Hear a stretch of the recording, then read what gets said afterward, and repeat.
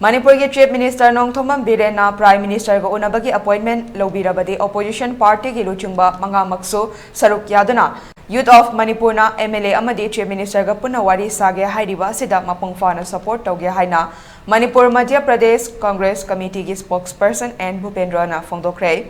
Wafam asing ase BT Road ta leiba Congress Bhavan da pangthokiba paugi mifam amada fongdokkibani bahakna makha taraduna MPCC ki maru oiba mioi kayana nimit 15 ni hena Delhi da leiduna Home Minister amadi Prime Minister unazage haibada unabagi matam pirakhide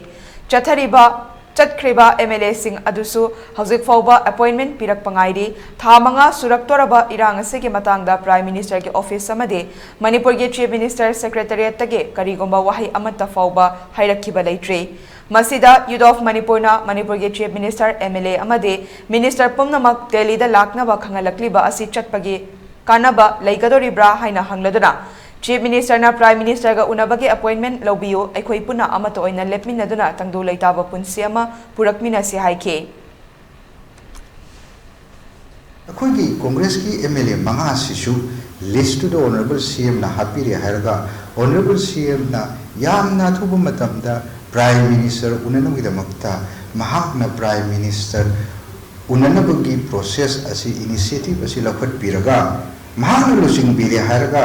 अखोई दिल्ली द जर्सी prime minister ना appointment पिराबा मतुंगदा कोई कांग्रेस की MLA मंगा सु चीफ मिनिस्टर गल्लुइनरगा Chief Minister na lit tawibudura khushu yaure hairaga laibak sigide mukhalle hairaga Youth of Manipur da cooperation asi extend tawre hairaga ngasi khoi yamna thuna Delhi da sanaru nukta